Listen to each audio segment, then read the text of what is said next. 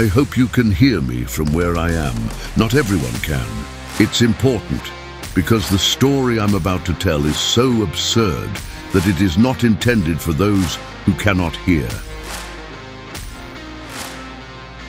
Let's start with the fact that back then, people could see Angel of Death coming to take them when their time came.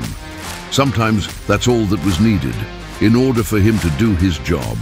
And he did it on purpose, even enjoyed it. His scary eyes, his sheer size, and of course the sharpness of his knife he used to slaughter with. He used to wave it in front of his victims' eyes, and their soul would flee out of them. I didn't like it. Are you supposed to die and be scared to death while at it? No, I wanted a change. So I decided that before I breathe my last breath, I'll teach the Angel of Death a lesson he would never forget.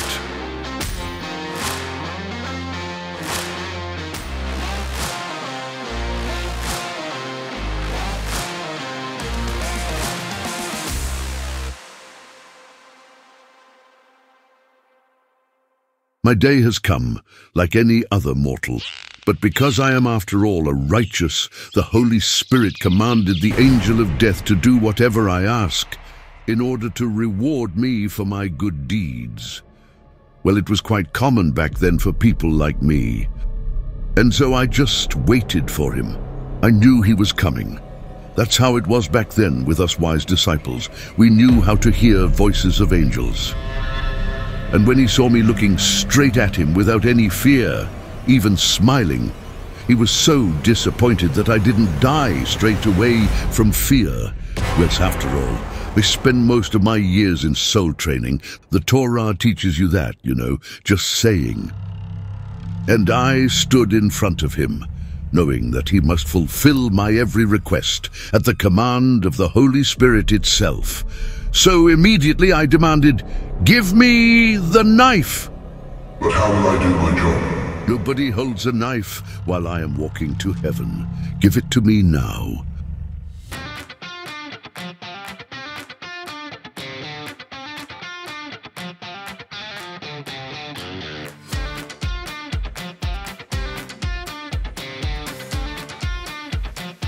And so we walked away towards the gates of heaven, with the knife of the Angel of Death himself in my hand. And you know what? It turned out that he was not that scary without his knife. He is even afraid of people and feels vulnerable without it. Well, serves him right.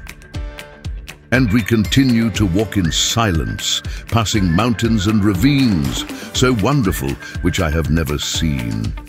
I was too busy, I guess, studying the Torah and missed out on other things.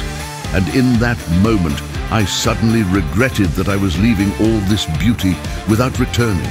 If only I could find a way to carry out my plan, but also stay among the living.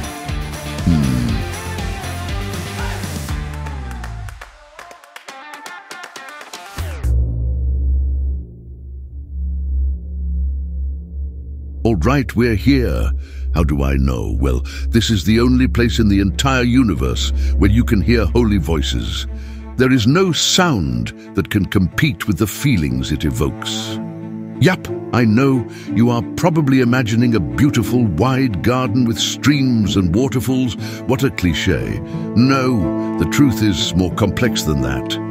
You see, heaven is a feeling, not a place.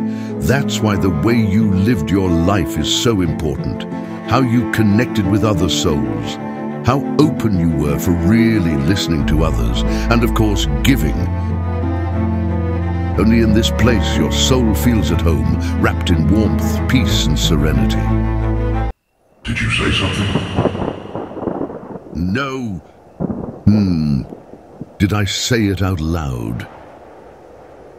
One more thing, heaven is the only place which will not allow one particular entity to enter its gates, the Angel of Death.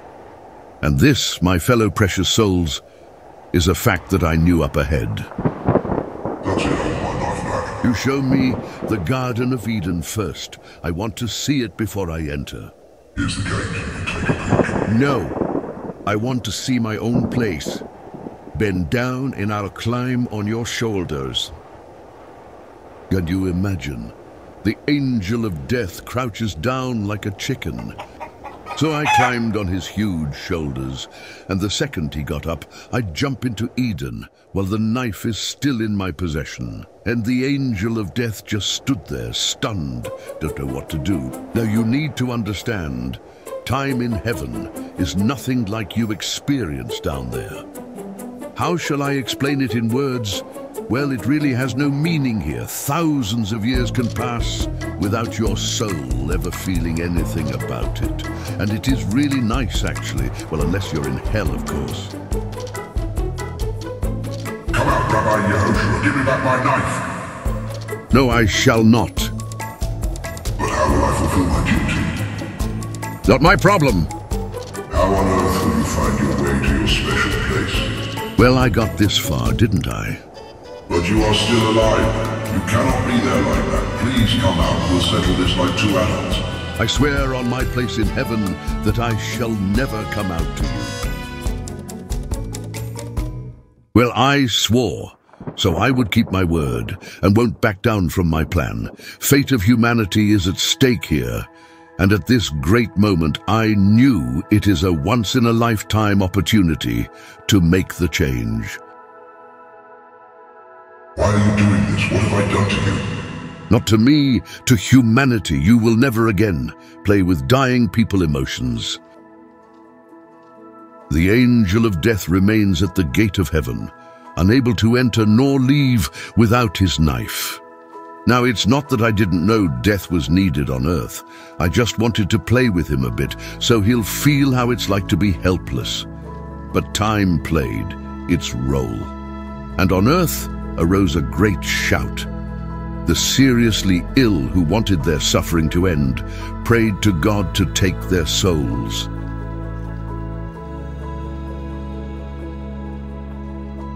So the Holy Spirit commanded me to give him back his knife.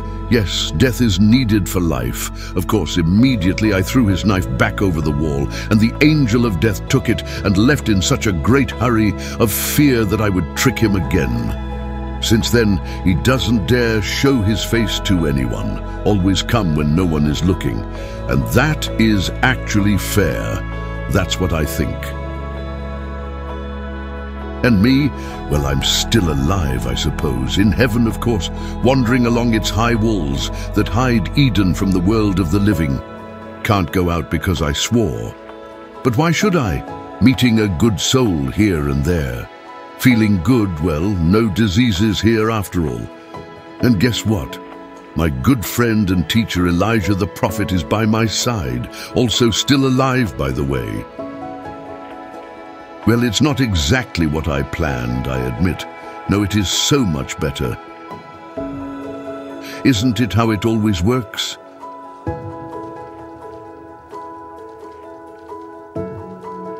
Besides, if you can hear me through these high, thick walls, not only your heart is in the right place, maybe I'm not that alone here after all.